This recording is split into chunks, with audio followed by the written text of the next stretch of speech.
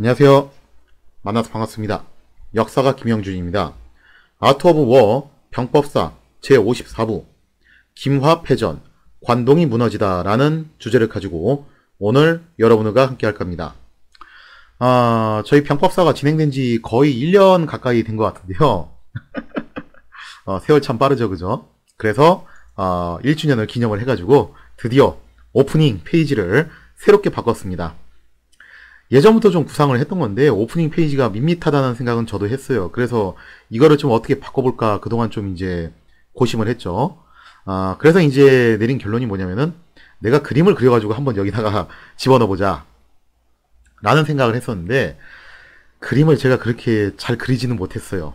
예전에 이제 제 한국사 검정능 시험 혹시라도 제 인강을 보신 분 아시겠지만 그렇게 제가 썩 잘 그리는 편은 아니었거든요. 그래서 이거 어떻게 되나 하다가 최근에 이제 학원을 다니면서 그림 그리는 것을 배우고 있습니다. 그래서 와콤 타블렛이라고 해가지고 태블릿 PC 아니에요. 와콤 타블렛이라고 해가지고 이제 그런 기기가 있어요. 하는 기기를 갖다 구매를 해가지고 그걸 가지고서 이제 학원에서 배운 대로 그리는 걸 연습을 한 중인데 그래서 그걸 토대로 이제 배경도 좀 바꿔봤고 그 다음에 또 이제 오프닝 곡도 좀 바꿔봤어요.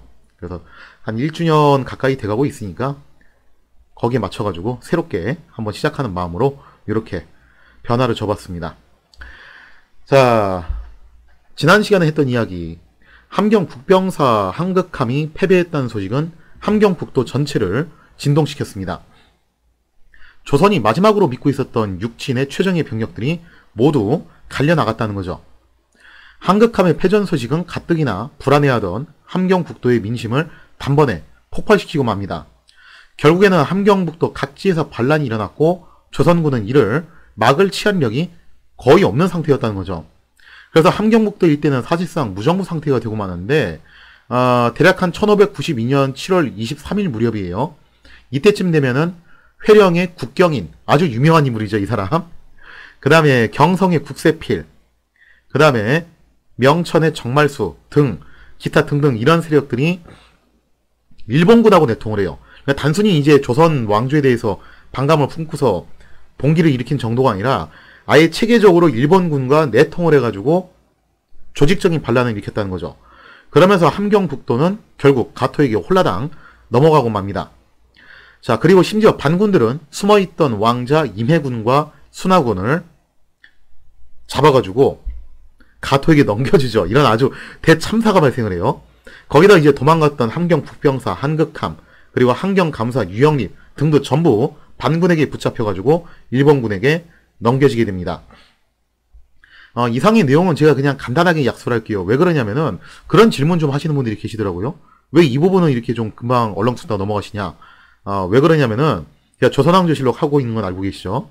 지금 아직 뭐 태조실록이긴 한데 언젠가 하다 보면 선조실록도 오겠죠. 그리고 선조실록 오면은 여기 다룰 거 아니에요, 그죠? 근데 병법사에서 다 다뤄버리면은 할 얘기가 없잖아, 그때 가서. 그래서 좀 이제 정치, 사회, 경제적인 이야기들은 물론 여기서 아주 안 다룰 수는 없는데 그런 이야기들은 좀 주로 나중에 이제 선조실록 파트에 가서 다룰 예정이고 병법사 쪽에서는 아무래도 이제 병법사 취지에 맞게 군사적인 부분에만 좀 포커스를 두고서 다룰까 합니다. 자, 이렇게 해서 조선의 두 왕자를 사로잡은 가토는 안변으로 돌아가서 함경도 일대에 군정을 실시하게 됩니다. 사실상 이제 함경도는 일본군이 장악하게 되었다는 거죠. 자, 이처럼 함경도가 일본군에게 거덜이 나고 있을 무렵 그러면은 강원도의 상황은 또 어떻게 흘러가고 있냐? 여기도 지금 상황이 좋진 않아요. 자, 강원도의 상황은 사료를 통해서 같이 살펴보도록 하겠습니다. 강원도 쪽 이야기를 하자면은 이분 이야기를 빼놓을 수가 없어요. 잠깐 좀 시간을 뒤로 돌려볼게요. 해는 1592년 4월 30일 일본군 고니시 부대가 한창 조선의 수도 한양을 향해 북진을 하고 있을 무렵이었습니다. 당시 고니시 부대는 남한강을 도강하기 위해서 여주로 진출을 했고 이것을 지키고 있었던 게 강원도 조방장이었던 원호였죠. 이 얘기는 예전에도 한번 다룬 적이 있는 얘기인데 복습하는 차원에서 한번 더 되새겨보자면은 이때 강원도 조방장 원호가 여주까지 내려와서 일본군의 남한강 도강을 저지하고 있었어요. 근데 이때 당시 강원도 감사였던 유영길이 혹시라도 일본군이 강원도 방면으로 밀고 들어올 수 있는 거 아니냐. 그러니까 원호 부대가 사실상 강원도에서는 주력 부대였거든요. 그래서 이걸 염려해서 원호를 철수를 시킵니다. 일단 강원도로 돌아와서 지켜라. 자, 그러자 원호가 어쩔 수 없이 명령에 따라 여주에서 철수를 하게 되고 고니시 부대는 남한강을 도강을 할 수 있었다라는 거죠. 이렇게 이제 강원 감사의 명령 때문에 일본군의 북진을 저지하지 못했던 원호는 이게 좀 한이 됐던 것 같아요. 내가 그때 여주만 제대로 지키고 있었어도 일본군이 도강하는 걸 막을 수 있었는데 공연히 감사가 돌아오라고 하는 바람에 이거 일본군 도강을 허락한 꼴이 된 거 아니냐. 그래서 후속 부대의 도강은 내가 끝까지 막겠다 하고서 다시 여주의 길목을 차단하기 위해서 재차 병력을 모집해가지고 여주의 구미포 방면으로 출격을 하게 됩니다. 이때 당시 일본군은 북진하면서 예전에 한번 제가 그 설명 드렸죠. 전 병력이 한양까지 한 번에 다 끝까지 올라온 게 아니라 중간중간 포인트에 약간의 수비 병력을 남겨두고 오고 있었어요. 따라서 이제 여주 구미포 같은 그런 포인트 지점에도 당연히 고니시가 남겨놓은 소규모 수비대가 주둔하고 있었겠죠. 그래서 구미포에 주둔하고 있었던 일본군, 이들은 아마 그렇게 생각했던 것 같아요. 현재 지금 본대가 조선의 수도를 이미 점령을 했고 뭐 전쟁은 이제 좀 있으면 끝나는 거 아니냐, 아마 그렇게 생각을 했던 것 같아요. 그러면서 자기들은 안전한 후방을 지키고 있으니까 뭐 좀 이제 마음 놓고 있어도 되겠지, 요런 생각을 했던 것 같아요. 그래서 방심한 나머지 여기 구미포에 주둔하고 있었던 일본군이 틈만 나면은 주변 지역을 돌아다니면서 분탕질을 치고 다녔는데 얼마나 가가지고 그렇게 분탕질을 쳤는지 조선인들은 그들을 백정외라고 불렀습니다. 이런 백정 같은 놈들, 그런 이제 별명이 붙을 정도로 아주 그렇게 폐악질이 심했다라는 거죠. 자, 그래서 원호는 구미포에 주둔하고 있던 소규모 일본군 수비대를 노리고 새벽을 틈타서 기습작전을 걸어가게 됩니다. 그리고 방심하고 있던 구미포의 일본군 수비대는 황급히 마을로 숨어서 가옥을 방어시설로 삼아가지고 항전을 했다라는 거죠. 이게 확실히 전국시대의 그런 난세를 헤쳐온 군대답게 이런 아무리 방심하는 상황이 왔어도 이렇게 기습을 당했다, 와르르 무너지질 않고 이 상황에서도 또 그렇게 바리케이트 치고서 싸울 그런 태세 전환이 가능하다는 거죠. 이런 거 보면 이때 당시 일본군 수준이 어느 정도인지를 우리가 볼 수가 있겠죠. 자, 그런데 이제 우연이었는지 아니면은 그냥 후방을 지키는 병력에서 그랬는지 어쨌는지 조선군 입장에선 좀 다행스럽게도 이때 당시 조선군이 공포스럽게 생각했던 무기, 바로 조총이, 하필 그 조총이 또 이때 없었대요. 얘들한테는 다 그냥 창하고 칼, 활 요런 무기만 이제 가지고 있었는데, 그러면 이제 가옥을 바리케이트로 삼아가지고 활을 이용한 사격전을 해야 되잖아요. 그럼 활 가지고 싸우면 누가 유리하냐 하면은 여기서 이제 조선군이 유리할 수밖에 없겠죠. 이게 어떻게 보면은 나중에 일어나는 해정창 전투하고 상당히 유사한 상황이에요. 그러니까 이게 대략 한 5월 초에 있었던 일인데 해정창 전투는 이거보다 약 한 달 후쯤에 일어난 전투였죠. 그러니까 해정창 전투하고 유사한 상황이라고 볼 수 있는데, 근데 여기서 이제 원호는 해정창 전투 당시에 한극함하고는 다르게 침착하게 포위망을 형성하고 그들이 밖으로 빠져나오기를 기다립니다. 그러니까 해정창 전투 당시 한극함은 무리하게 창고로 진입하려고 했다가 오히려 이제 적의 집중 사격을 받아가지고 패퇴했다면은 여기선 거꾸로 원호가 포위망을 구축을 하고서 적군이 밖으로 빠져나올 때까지 지속적으로 괴롭히는 방식을 썼다라는 거예요. 자, 그러자 결국 이제 궁지에 몰린 일본군이 조선군 쪽에서 계속 포위망을 좁혀니까 더 이상 버티지를 못하고서 밖으로 나와서 돌파를 감행하게 됩니다. 이대로 일단 여기 안에서 갇혀가지고 다 죽게 생겼다, 그냥 차라리 1점 돌파를 하자. 그리고 원호는 밖으로 빠져나오는 일본군을 향해서 집중 사격을 가해서 차례차례 적군을 사살했다는 거죠. 자, 그러면서 구미포 전투에서 원호가 승리를 거두게 되는데 관련된 내용을 한번 사료를 통해서 같이 살펴보도록 하겠습니다. 원호가 다시 와서 고을의 군사들을 불러 모으고 적이 구미포에 주둔한 것을 보고서 새벽을 틈타 습격하여 50여 급을 베니 나머지는 도망하였다. 그러니까 수급을 벤 게 50급이라는 거예요. 그러면 실제 전사자는 이거보다 훨씬 많다라는 거예요.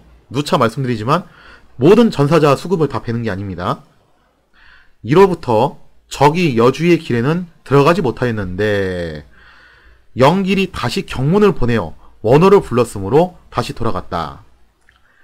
자, 이게 이제 구미포 전투에서 원호가 승리를 했는데 어떤 문제가 생겼냐면은 유영길이 계속 불안한 거예요. 지금 강원도 유일한 주력 부대가 계속 지금 여주 쪽에 가 있잖아요.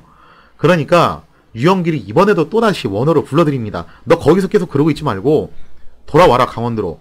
근데 이렇게 보면은 우리가 이런 오해를 할 수가 있는데 강원감사 유영길이 그러면 트롤링을 한 거냐, 그죠? 삽질을 한 거냐라고 생각할 수도 있어요. 물론 그런 비판을 할 수도 있을 것 같아요. 근데 또 다른 쪽으로 생각해 보면은 이때 이미 일본군은 한양을 점령한 상태에서 임진강 방어선을 돌파해서 북진을 하려고 하는 그런 상황이었어요. 그러다 보니까 당시 이제 유영길 입장에서는 임진강 방어선이 붕괴되고 나면은 얘들이 방향을 꺾어가지고 강원도 방면으로 오지 말라는 법이 어딨냐 이거죠. 그러면은 말 그대로 강원도는 후방을 갖다가 공격을 받게 되는 건데, 그럴 경우에 강원도의 가장 주력 부대인 원호의 부대가 여주에 있는 게 맞냐 이거죠. 이미 지금 다 뚫린 상황에서. 그래서 유영길은 아마 그렇게 판단을 해서 돌아오라고 했던 것 같아요. 그래서 결국에는 원호가 다시 강원도로 돌아가게 됩니다. 그래서 이때 구미포에 주둔한 외적은 조총이었고 오직 활과 칼만 가졌는데 성질 또한 잔인하고 포악하여 만나는 자는 모두 죽였으므로 백정외라고 불렀다. 원호가 급습하니 적이 집안에 있으면서 활을 쏘았는데 관군이 포위하고는 나오는 자마다 번번이 사살하였으므로 적이 궁지에 몰려 모두 죽었다. 그러니까 이 대목을 보면은 해정창 전투하고 다르게 무리하게 진입을 시도한 게 아니라 포위망을 구축하고서 밖으로 나오게끔 유도를 해서 섬멸을 시키는 작전을 썼다는 걸 알 수 있겠죠. 이 뒤에 사관의 평가가 좀 웃긴데, 사관의 평가가 뭐라고 되어 있냐면은 이 전투를 통해서 알 수 있는 게 뭐냐, 일본군의 장점은 조총밖에 없다라 라는 그런 평가를 내리는데, 제가 볼 때 그 평가는 좀 아닌 것 같아요. 그러니까 일본군의 장점 중 하나가 조총인 건 맞아요. 근데 조총만이 장점인 건 아니죠. 일본군이 지금 이렇게 기습을 당했는데도 불구하고 가옥에 들어가서 바리케이트 치고 싸웠다. 이거는 보통 실력이 아니에요. 그런데 여기서 중요한 게 뭐냐면은 이렇게 태세 전환이 가능한 이유가 뭐냐라고 했을 때 그만큼 일본 군대는 실전 경험과 훈련도가 굉장히 잘 돼 있는 군대라는 거예요. 반대로 조선군 같은 경우는 국경수비대 하는 병사들만 좀 실전 경험이 있는 거고 나머지는 실전 경험이나 훈련도가 상당히 낮다라는 거죠. 그렇기 때문에 조선군은 한번 패배하면은 와르르 무너지거나 기습당하면 막 허물어지고 그런 일이 왕왕 일어난다는 거예요. 그리고 또 지휘관들도 실전 경험이 부족하거나 혹은 국지전만 수행을 하다 보니까 해정창 전투처럼 그렇게 좀 무리하거나 무모한 지휘를 하는 경우가 왕왕 있습니다. 그러니까 이거는 왜 승리를 했냐면은 일본군이 단순히 조총이 없어서 조선군이 승리를 한 게 아니라 원호라는 장군이 굉장히 체계적이고 조직적으로 군을 운영했고 신중하게 포위망을 구축한 상태에서 적을 밖으로 빠져나오도록 유도를 하는 작전을 썼기 때문에, 즉 아군이 유리한 지역을 선점하고 거기서 이제 적을 끌어들여서 싸웠기 때문에 이겼다라고 볼 수 있어요. 어떻게 보면은 이순신이 싸우는 방식하고 유사하다고 볼 수가 있겠죠. 자, 아무튼 이렇게 해서 원호가 어쩔 수 없이 다시 강원도로 귀환을 하게 되는데 아니나 다를까 강원 감사 유영길의 판단이 아주 틀리진 않았습니다. 왜냐면 요 시점쯤 해가지고 일본군이 강원도로 진군을 해오기 시작했다는 거죠. 자, 그러면은 원호는 여기에 맞서서 또 어떻게 다음번 전투를 치러나갈지 사료를 통해서 같이 살펴보도록 하겠습니다. 이게 좀 날짜가 정확하게 나와있질 않아가지고 시간 파악하기에 좀 애매하긴 한데 대략적으로 이제 정리를 해보자면 이래요. 강원도 조방장이었던 원호가 처음에 이제 여주 길목을 차단을 했다가 강원감사의 명령으로 후방으로 빠져나오게 되죠. 이때가 이제 고니시가 한양으로 진격했던 시점이에요. 그리고 난 다음에 원호가 다시 구미포로 와가지고 일본군을 습격을 해서 사살을 하고 잠깐 동안 이제 여주 방면을 다시 또 지켰어요. 요때 무렵이 신각이 이제 해령 전투에서 승리를 했던 그 시기하고 좀 비슷한 시기였던 걸로 추정이 됩니다. 그리고 난 다음에 강원감사가 다시 또 돌아가려고 했던 시점이 대략 이제 임진강 방어선이 붕괴된 시점 정도로 추정이 돼요. 이게 날짜가 정확하게 나와있질 않아가지고 알 수는 없는데 대략 매칭을 해보면은 그때 무렵으로 추정이 됩니다. 그리고 이제 원호가 강원도로 다시 돌아가자 여주 길목이 이제 뚫리게 되죠.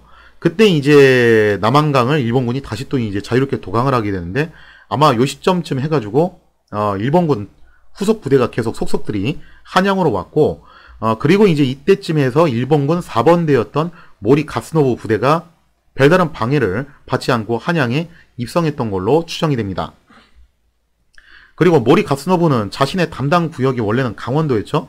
이게 예전에 한번 설명드렸던 건데, 강원도로 가지 않고 이 아저씨가 어떻게 했냐면은 독단적인 행동을 하죠. 조선의 왕자들이 함경도로 향했다. 응? 그렇단 말이야? 하고서 공명심에 불타가지고 진군 경로를 자기 멋대로 바꿔가지고 함경도로 진격을 하게 됩니다. 그러면서 이제 1592년 6월 17일 무렵 회양 전투에서 승리를 하고 난 다음에 모리 가스노부는 안변까지 진출을 하게 돼요. 그리고 여기서 이제 가토하고 만나죠. 그리고 여기서 이제 가토하고 아마 모르긴 해도 협의가 잘 안 됐던 것 같아요. 그래서 가토가 계속 이제 북진을 하고 모리는 다시 이제 강원도로 돌아오기로 했다라는 거죠. 자, 모리 가스노부 부대가 함경도 쪽으로 가는 것 같더니 다시 이제 강원도로 빠꾸에서 오니까 강원감사 유영길은 깜짝 놀랐죠. 그래서 이제 강원감사 유영길이 여주에서 원호를 뺀 게 꼭 무조건 삽질이라고 볼 거냐라고 하면은 좀 그런 점에서 애매하긴 해요. 그러니까 원호는 현장 지휘관의 시점에서 봤을 때 여기 길목을 지키면은 추가 병력이 오는 것을 막을 수 있다라고 판단을 한 거고, 그 다음에 이제 강원감사 유영길은 그거는 그거고 나는 어쨌든 강원도를 지켜야 되는 책무가 있는데 너가 자꾸 경기도 쪽으로 넘어가서 싸우면은 나는 어떻게 하라는 거냐, 또 요런 이제 부분도 있었던 것 같아요. 그리고 조선은 관료제 사회니까 뭐 계급장이 깡패죠, 그죠? 강원감사가 시킨 대로 이제 원호가 돌아온 건데, 어쨌거나 여기서 이제 유영길이 원호한테 다시 이제 급히 모리 가스노부 부대를 막으라고 지시를 내립니다. 그러면서 이제 어디에서 싸우게 되냐면은, 당시 이제 모리 가스노부가 처음에 이제 회양 안변 쪽으로 갈 때도 김하 방면을 거쳐서 갔었어요. 그때는 이제 가만히 내비뒀는데 왠지 북쪽으로 올라가는 것 같으니까. 근데 얘가 다시 돌아온다는 게 이제 확실시 되니까 지금 강원감사가 김하 방면으로 가서 모리 가스노부 부대를 막아라라고 이렇게 지시를 내리게 되죠. 자, 그래서 원호가 부대를 이끌고서 김하 방면으로 가게 되는데, 여기서 이제 구미포 전투에서 써먹었던, 재미져 봤던 작전을 한번 더 씁니다. 즉, 모리 가스노부 부대를 김하 방면에서 기습을 걸어가지고 박살을 내기로 결정을 했다는 거죠. 자, 이게 구미포 전투에서 한번 재미를 본 기습작전이었지만, 이번에는 일본군이 한 발 더 빨랐어요.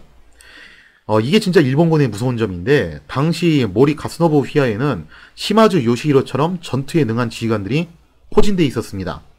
원래 시마즈 요시히로는 본래 한 개 군단을 맡을 예정이었어요. 그런데 예상보다 병력 소집이 늦어져가지고 그냥 4번대인 모리 가스노부 휘하로 배정이 됐다는 거죠. 그러니까 원래는 대장급인데 그냥 부장급으로 들어가서 싸우게 된 겁니다. 그리고 이렇게 전투 베테랑들로 구성되었던 모리 가스노부 부대는 미리 김하에 와가지고 매복을 하게 됩니다. 그러니까 한 발 더 빨랐던 거예요, 얘들이. 이거는 원호가 잘못했다기보다는 진짜 얘들이 대단한 거였고, 얘네가 한 발 더 빨랐던 건데, 이 한 끗 차이로 결국에는 조선군이 패배를 하게 되죠. 이번엔 거꾸로 원호 부대가 일본군에게 포위를 당하는 그런 운명을 맞이하게 됩니다. 원호의 부대는 사력을 다해서 싸웠으나 끝내 포위망을 돌파하지 못했고, 결국 원호는 여기서 안타깝게도 전사를 하게 되고, 극소수의 조선군만이 가까스로 이 아수라장을 탈출할 수가 있었다라는 거죠. 자, 관련된 내용을 한번 사료를 통해서 볼게요. 적이 이미 관북에 침입하여 일로에 벌려 주둔하여 경성에까지 이르렀다. 자, 여기서 관북은 어디를 말하는 거냐면은 함경도를 말하는 거예요. 그래서 함경도부터 경성까지 쭉 일본군들이 포인트들을 점령해가지고 연결을 시켰다는 것을 말하는 거죠. 유영길, 강원감사죠. 자, 유영길이 원호로 하여금 김하에 주둔한 적을 공격하도록 하였는데, 원래 이제 모리 가스노부 부대가 함경도 방면으로 가려고 했다가 뭐 좀 얘기가 잘 안 돼가지고 턴해서 다시 돌아왔죠. 그러면서 이제 김하를 거쳐가지고 위에서 아래로 강원도 지역을 딱 쓸고 내려오려고 했던 거예요. 그러자 이제 유영길이 김하 방면으로 가서 막으라고 한 거죠. 자, 그래서 이제 원호가 가서 기습작전을 하려고 했는데, 적이 미리 알고 요해지에 복병을 설치하여 이번엔 거꾸로 원호가 포위를 당하고 형세가 위축되어 마침내 해를 입었으며 병사들도 탈출한 자가 적었다라는 거죠. 그래서 이제 가까스로 이제 포위망을 뚫고서 탈출한 사람들도 있었지만 대부분의 병력들이 원호와 함께 이렇게 전몰되고 맙니다. 그리고 이게 뭘 의미하는 거냐? 강원도의 최정예 병력이 지금 사라진 거예요. 그 얘기는 강원도를 더 이상 지킬 힘이 이제 남아있지 않다라는 거죠. 그래서 그 이하 구절에 명확하게 설명이 돼 있죠.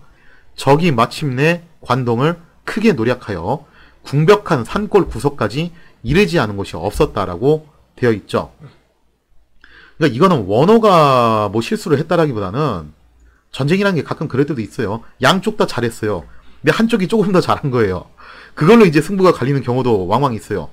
그러니까 모리 가스노부 휘하이는 다시 설명드리지만 시마주 요시히로 같은 그런 베테랑 전투 지휘관도 있었고, 이 시마주 요시히로는 나중에 세키가라 전투에서 도쿠가와 이에스조차도 한 수 접어줄 정도로 그런 어마어마한 그런 지휘관이었어요.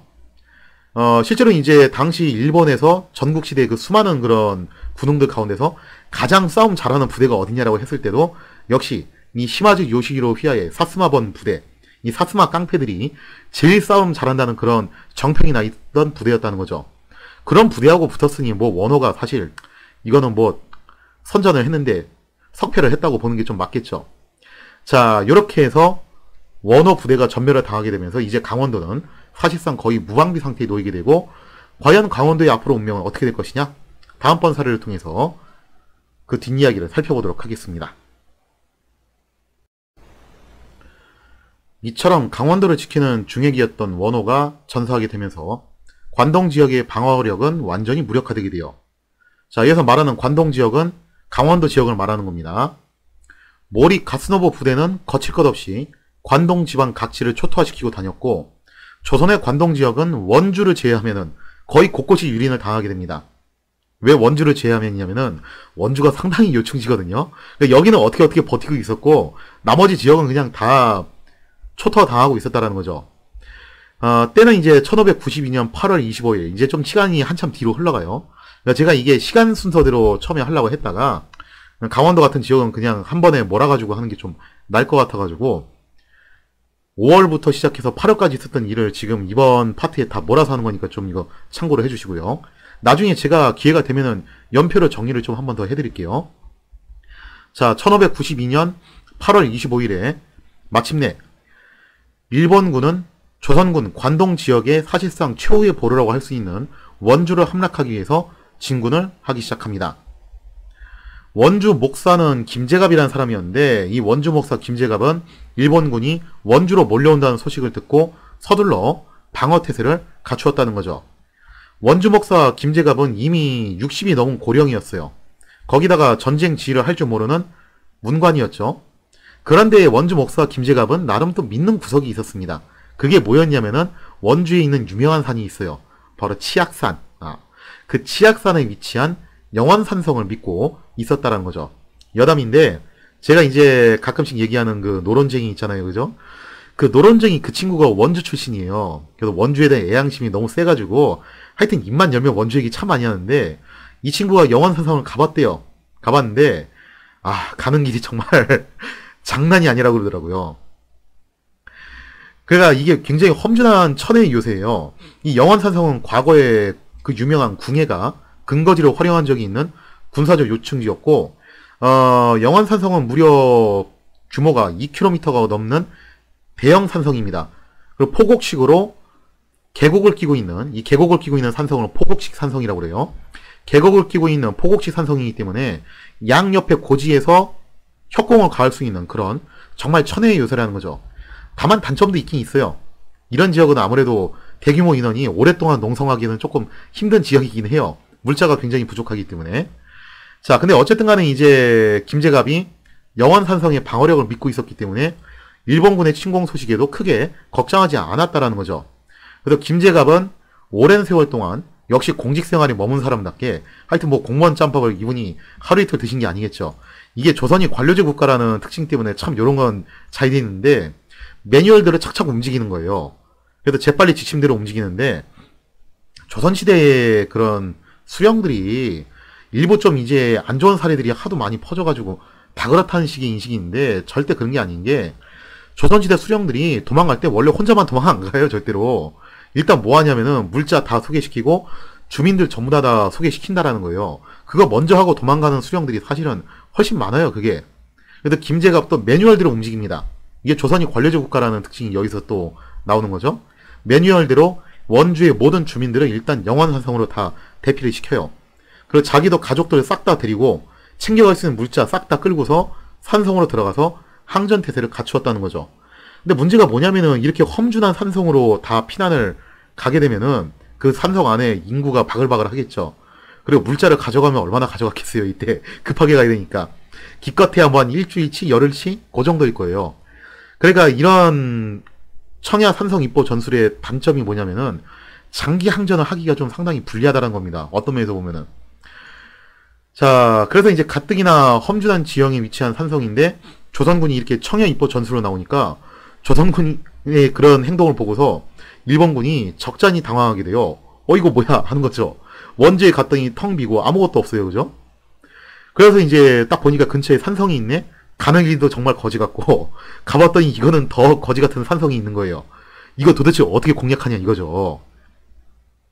그래서 일본군이 몇 차례 산성을 향해서 공격을 시도했지만, 영원산성이 원체 천혜의 요새이기 때문에 공성이 여의치 않았다는 겁니다.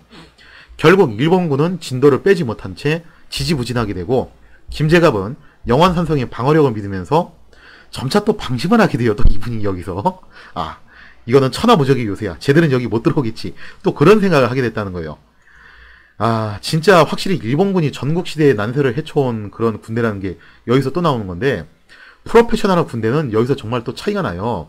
이런 난공불락의 요새를 어떻게 공략하는지를 그 방법도 잘 알고 있었다는 거죠. 왜냐면은 이런 산성 청해입보 전술이 뭐 우리나라 고유의 전매 특허가 아니라 사실은 대체로 다 있어요. 어느 나라를 가든지 간에.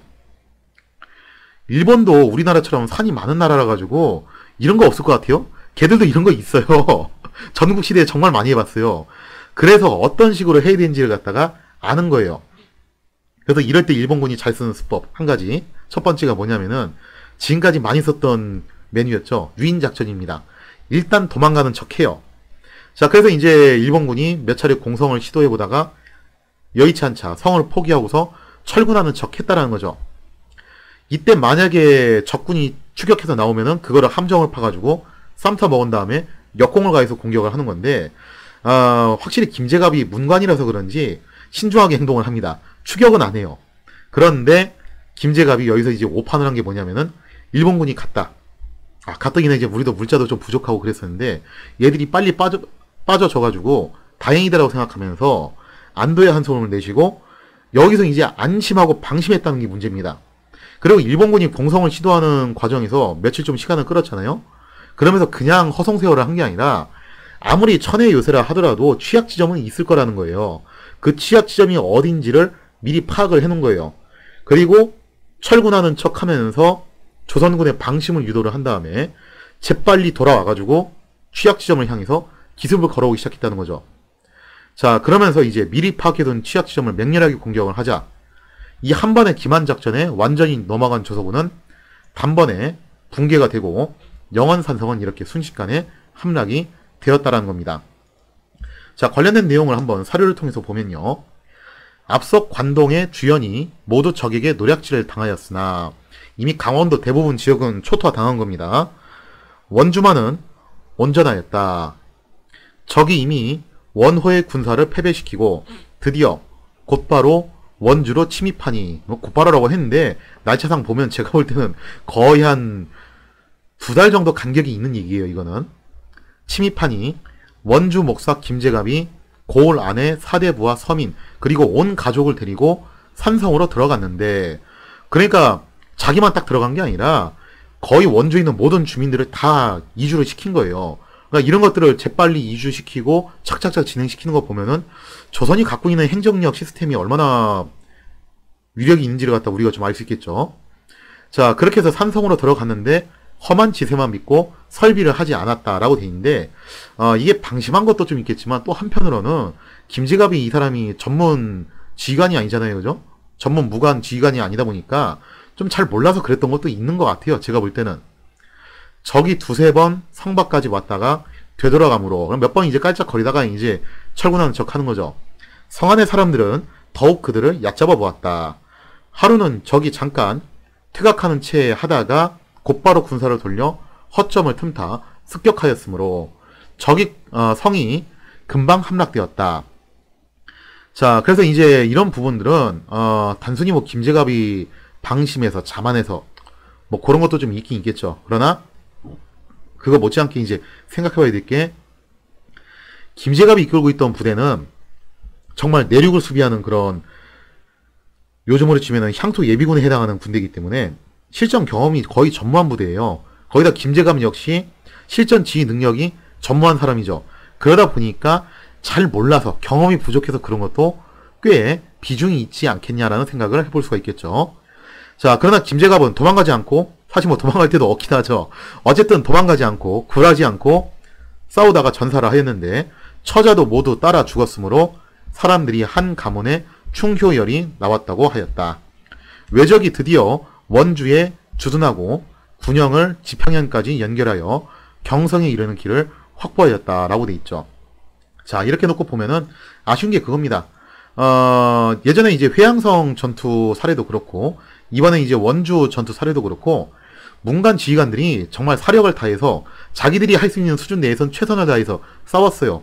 근데 경험도 부족하고 전문성도 좀 부족하고 하다 보니까 어쩔 수 없이 이제 이렇게 밀리는 경우도 있을 수밖에 없겠죠. 결국 원주 목사 김제갑은 최후까지 저항하다 전사했고, 영환산성을 피신했던 수많은 주민들도 여기서 전부 전모를 당하게 됩니다. 이렇게 관동 지역의 최후의 보루라고 할 수 있는 원주성이 점령되면서 모릭 가스노부는 강원도 지역을 거의 장악하게 됩니다. 그리고 이제 비슷한 시기에 함경도 지역도 역시 가토가 거의 장악을 한 상황이죠.